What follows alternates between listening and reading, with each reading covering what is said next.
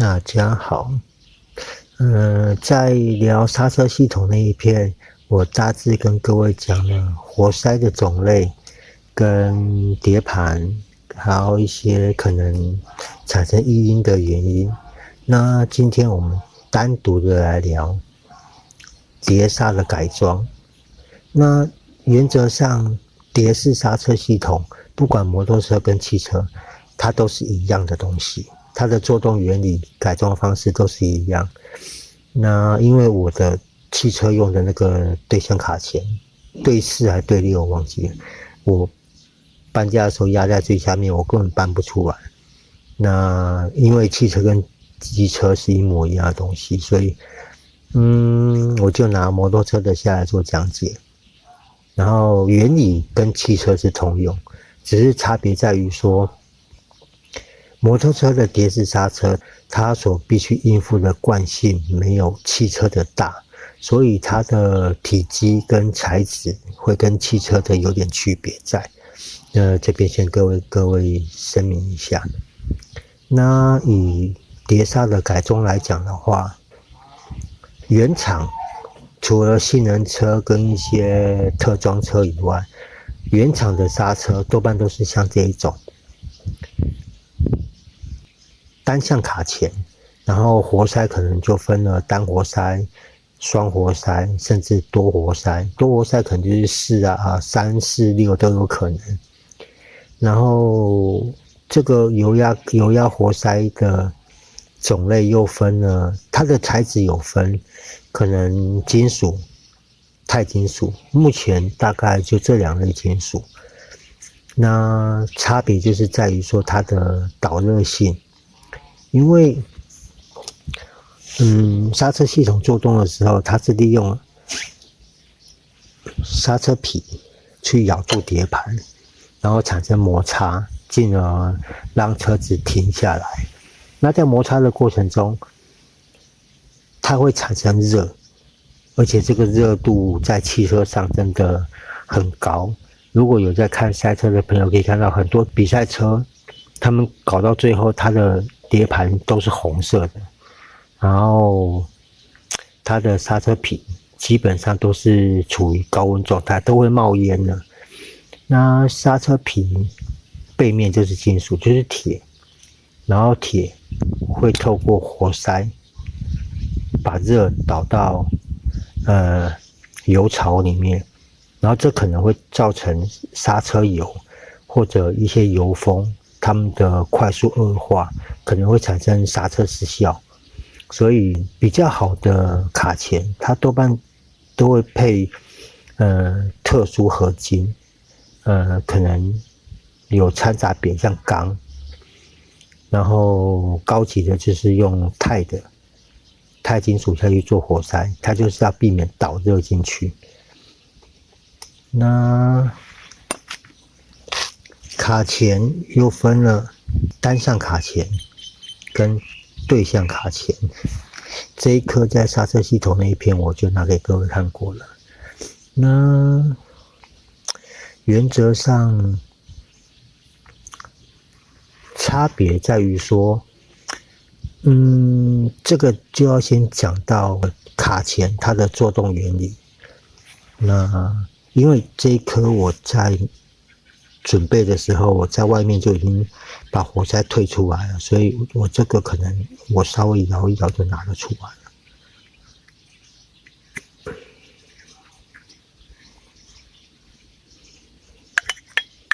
好，拿出来了。原则上，只要是碟式刹车，它里面的油室，它大概都是长这样子。然后可以看到，它有2道油封，这个前面这个应该算是土封，下面那个宽的那个才是油封。然后以卡钳主体来讲，它基本上铁的现在已经很少了。我记得早期 Brembo 有出一批，它那个是原厂车，它就配备 Brembo 对式的。然后它很奇怪，它中间这一条它是铁的，应该来这样子，它是3片式，它中间这一条是铁的，然后两边的油压槽两边的那个这个粉绑这边它是铝的，然后它中间是铁，两边是个铝，它很奇怪。我第一次看到那个不知道是什么原厂车的，我不是很清楚。然后它是我看过比较奇特的，要不然一般是这种2片式，要不然就是一体式，就是整个都是铝下去车销出来的，或者用最高级的好像是用钛金属钛下去车出来的，那个就真的非常贵。那原则上我们可以假设这个就是对向活塞的其中一边，那可以看到这边2个油室里面，这边有一个油道，这边有看到一个油道，这个油道是通这个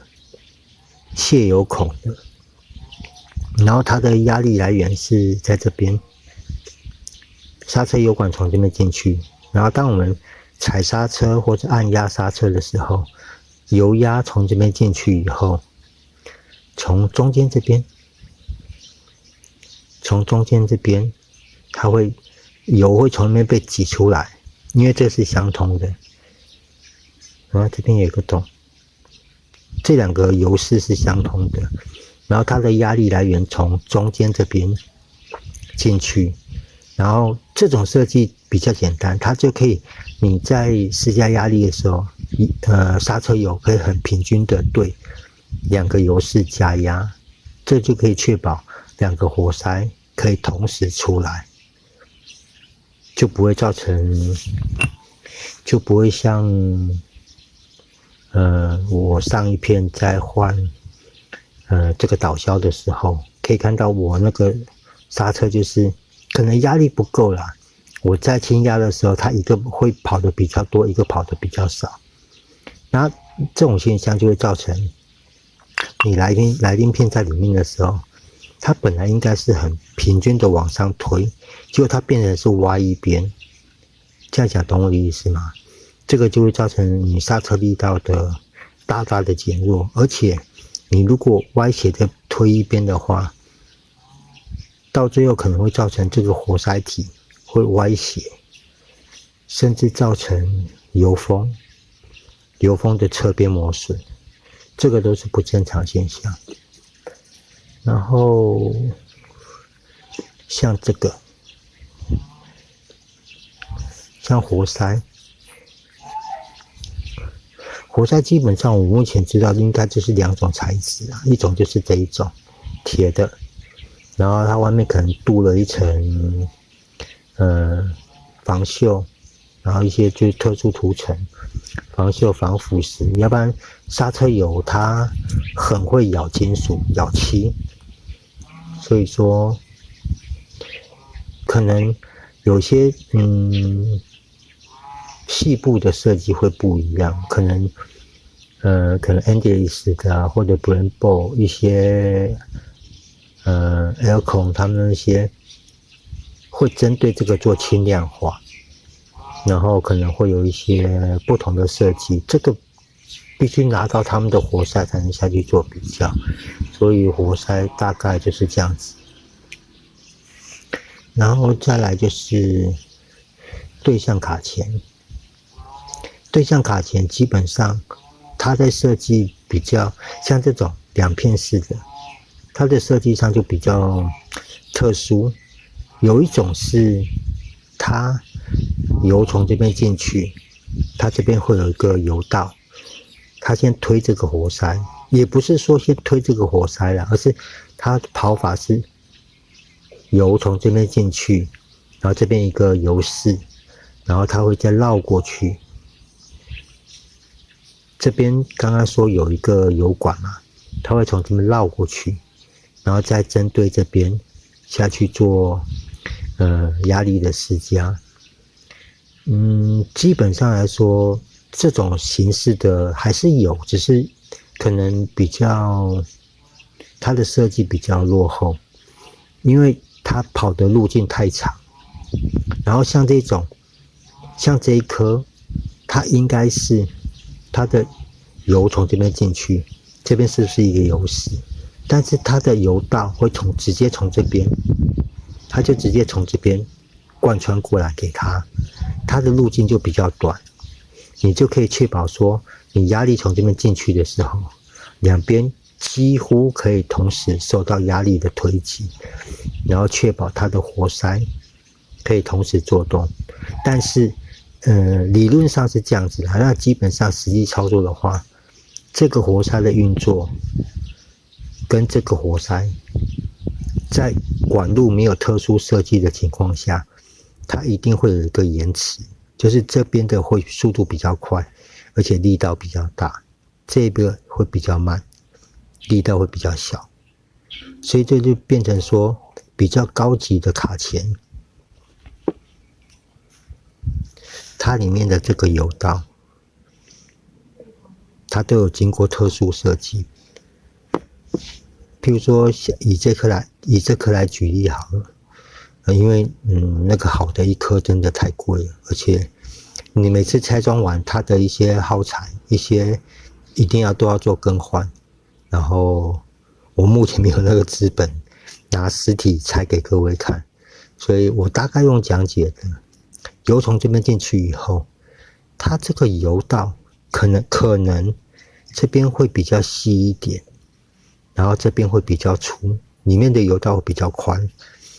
它就是要利用压差流动的速率不同，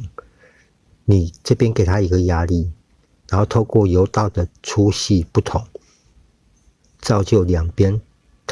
能够同时施压，能够同时做动，这个是比较高级的卡钳，它一定会做的设计。然后像多活塞来讲好了。因为这个是单活塞，所以没办法拿这个做讲解。我们以这颗来讲好了。一样，它的油道、油管的流向，我们假设它是从这边进去，然后这边是泄油孔。它的设计一定是在背面这边有一条油道。它会直接贯穿两边，后面这边就跟中间那个孔一样意思，只是它是从这边，它是跑这边，懂我讲的意思吗？它并不是直接就从中间，它是从这边。一般双活塞或这个要看，就像要看这个洞在哪里做决定。像我知道比较高级的卡钳，它多半设计都是尽量在正中间，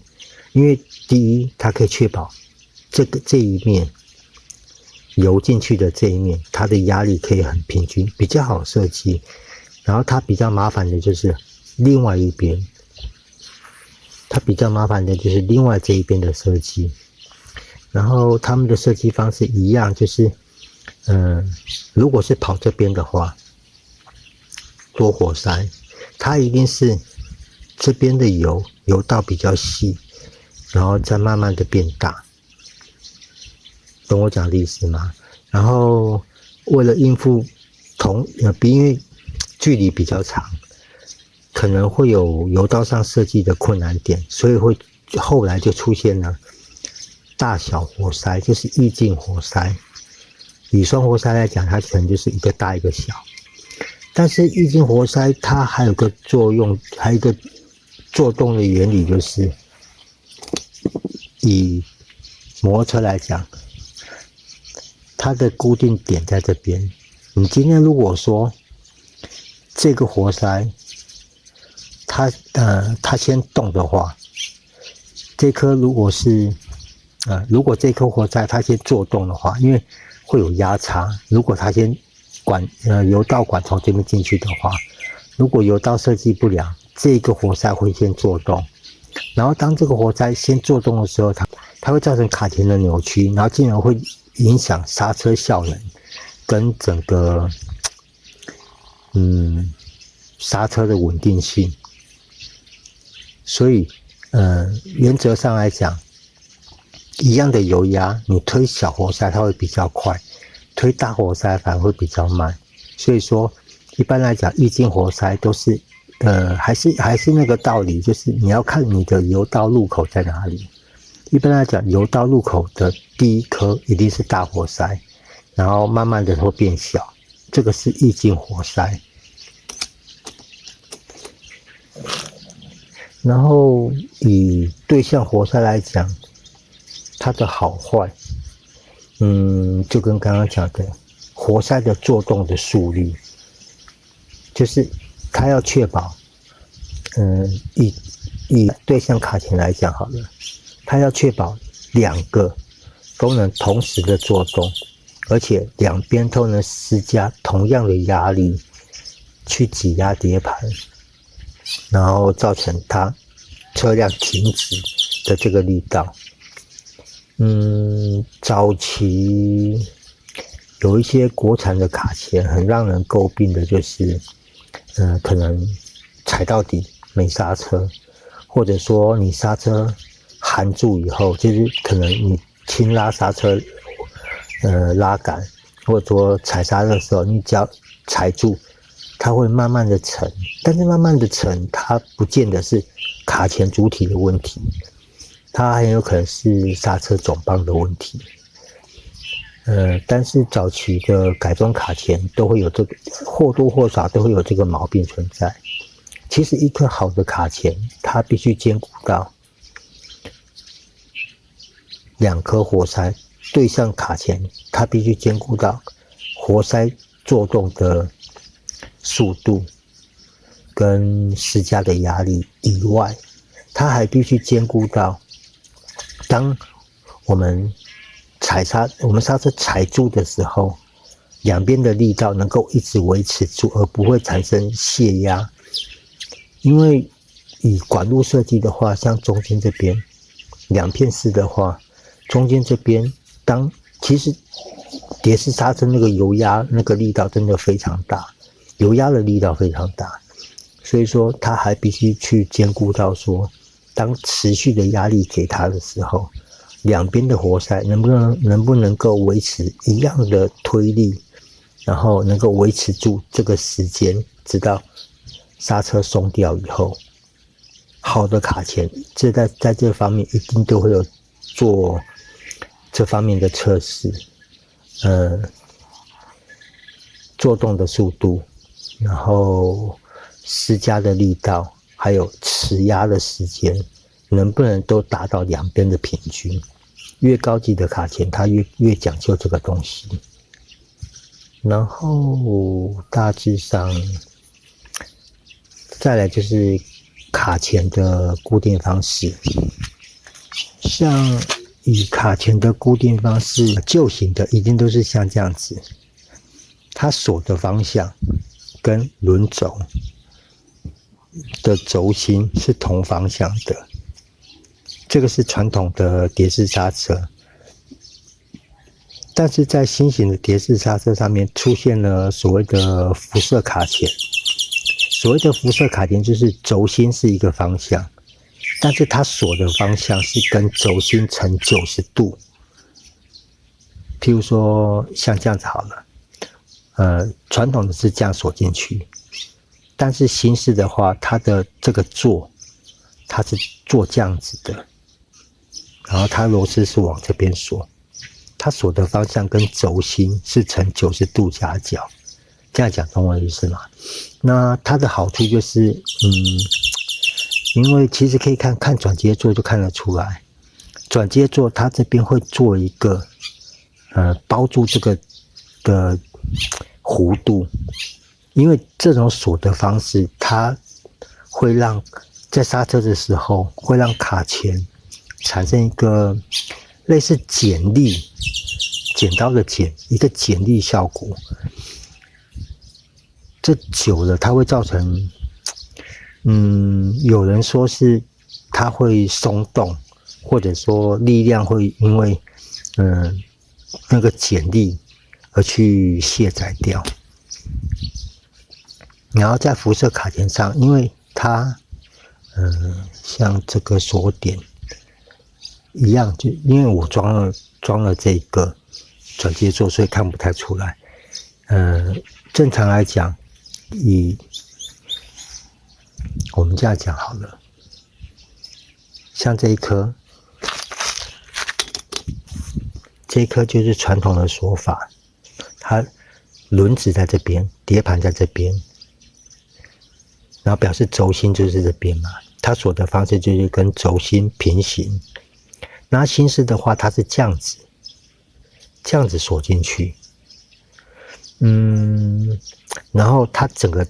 平面就可以贴靠住它的座，因为摩托车都是锁在避震器上面，然后汽车的话是锁在那个哈姆那类的那个锁在那个座上面，然后它会整个平面贴住它的那个座，就会造成它那个剪力效果会减少很多，所以你在踩刹车的时候，那个力道可以比较完整的去施加到碟盘上面去，不会说因为那个剪力造成你施加给它的力量会被卸载掉，然后也比较不会去影响到它的固定螺丝。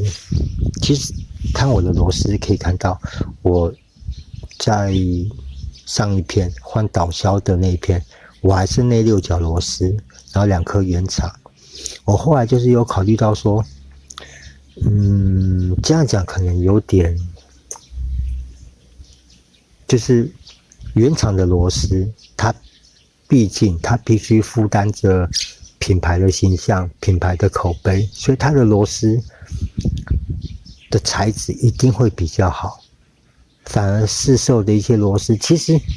我本来想要拍一篇就是关于锁螺丝的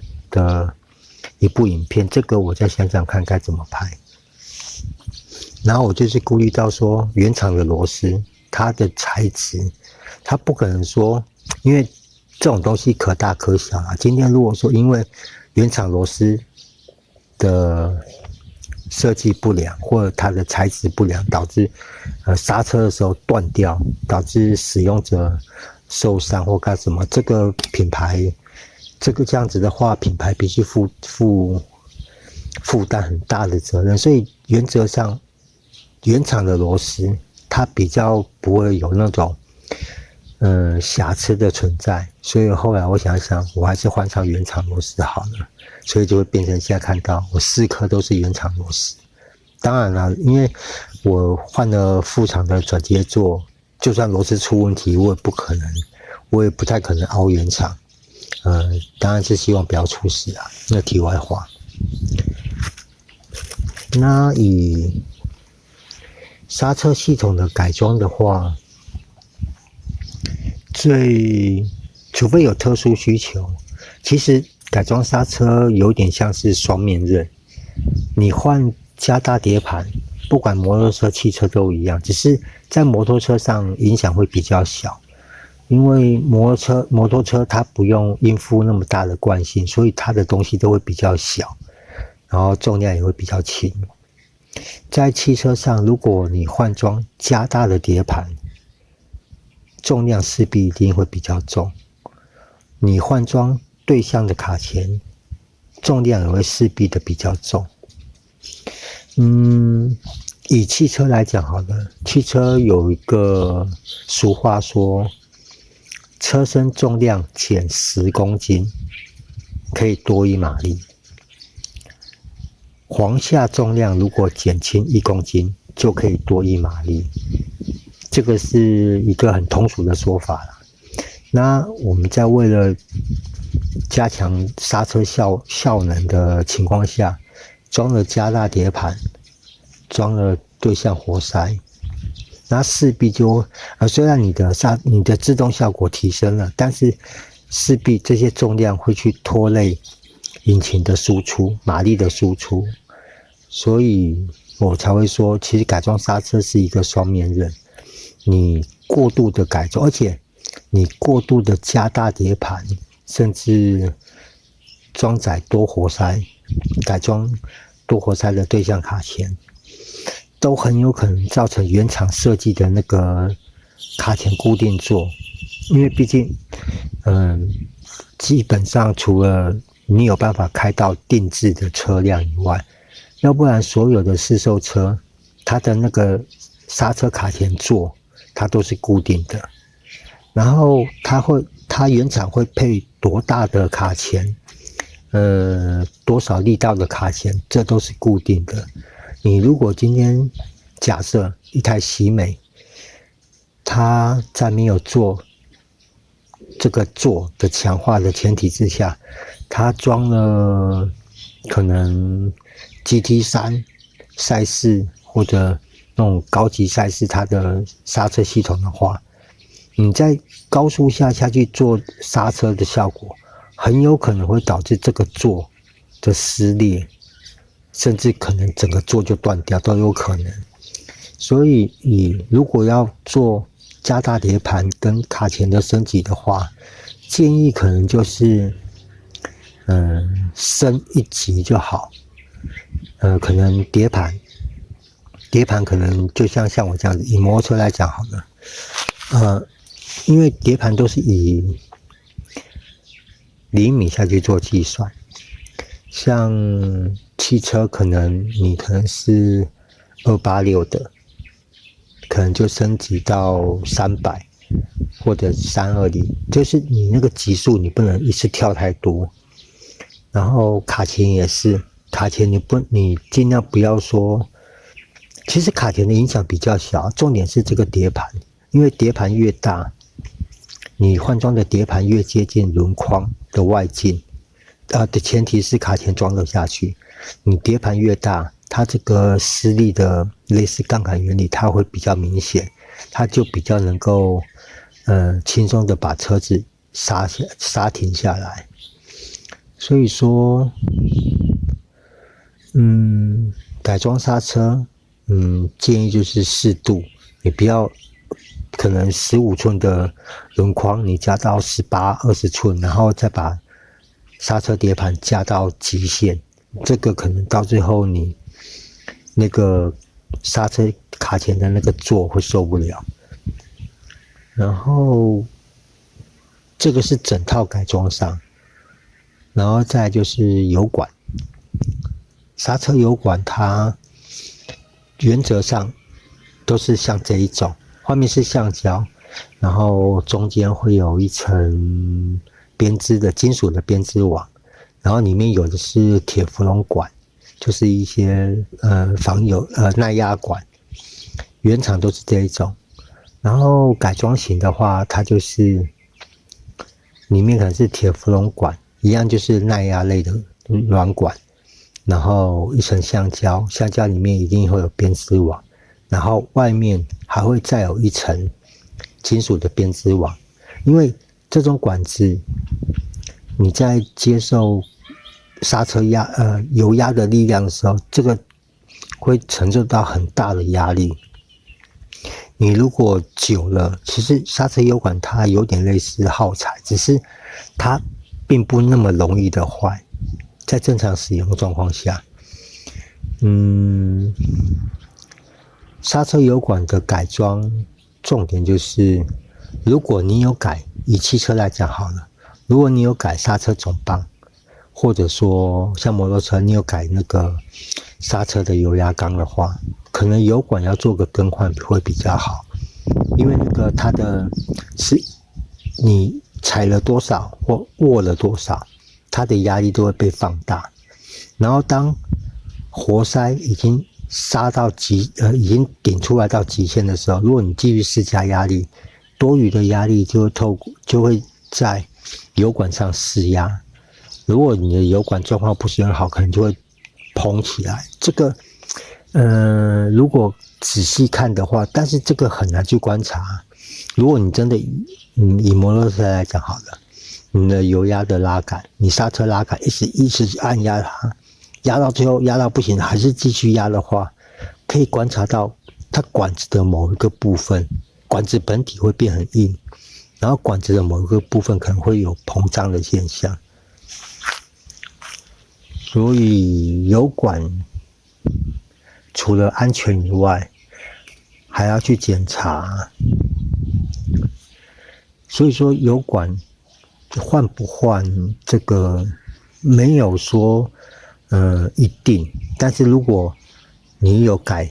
总泵，或者说就是摩托车的那个油压缸，或者汽车的刹车总泵的话，油管做一下更换会比较好。那再来就是刹车皮，以刹车皮来讲的话，这个材质就真的非常多。一般来说，早期是石棉，然后因为石棉它已经被判定是一级致癌物，所以基本上现在都石棉的刹车皮的来鳞片已经没有了，因为有限制在。那现在就是一些其他的替代材质，有人说有橡胶，有人说有材质很多啦，我一时想不起来。那像这个可能就是要因个人的使用习惯来讲。如果你有小跑的习惯，或者说你开车就是比较热血，我喜欢急起步啊，急刹车，然后刹车来鳞片换好一点，这个是一定要的。然后换到什么等级就看每个人的需求不同，跟你能够负担的状态下，原则上你刹车系统，你的来鳞片的制动效果越好，你的碟盘它的寿命一定会越低。因为以刹车系统来讲，不管是碟刹、鼓刹，它都是属于一种硬碰硬的硬碰硬的现象，然后才能让那个动能减低下来，进而车子就会移动的物体就会停止。所以说一味的加强来鳞片的刹车性能，你要兼顾到你的碟盘受不受得了。像可能很多玩摩托车的朋友都有一个感觉，当你换装的来鳞片，它的刹车效果好，基本上刹车效果好就是可能是里面的金属成分比较多，或者它的结合面积比较大，这个都会让刹车效能提升。但是相对的，如果你提升的来鳞片，你还是用原厂的碟盘的话，这个会大大的影响原厂碟盘的寿命，所以就会造成外面有一些改装碟盘，它就是在材质上有下了功夫，可能它的硬度比较硬，然后可能它有一些特殊的设计。以刹车系统的改装 CP 值最高的就是沿用原厂的系统，然后可能换装一个加大碟，不管汽车机车都一样，换装个加大碟，然后用一块好一点的来鳞片，这样子就能很简单的提升你车辆的制动效果。然后再来是碟盘。以碟盘来讲，其实碟盘的花样并不多，除了材质以外，钢的，然后可能钢的它的成分会有不同，会导致它的硬度改变。然后再来就是上次讲到的，目前等级最高最贵的就是碳陶刹车，它就是由碳分子跟陶瓷的粉末下去做热塑型挤压成型的，那个非常贵，而且那个保养要小心。然后碳陶刹车好像有一个毛病，就是它必须热，你不是说一起步冷车发动一起步就可以出去飙，你要稍微的去注意一下它的碟盘本身的温度。然后碟盘的设计上，除了大小、沟槽、打洞跟外形以外，还有汽车两片式的话，中间那个导风槽以外，再来就是它的固定座。固定座像这种一体式的，就是它整片是一个金属。然后另外一种就是浮动式的，顾名思义，浮动式就是它这一块金属跟它的固定座，它是可分离式的，它不是直接锁在一起，而是它透过一种有点类似铆钉类，只是那个铆钉它并不是直接的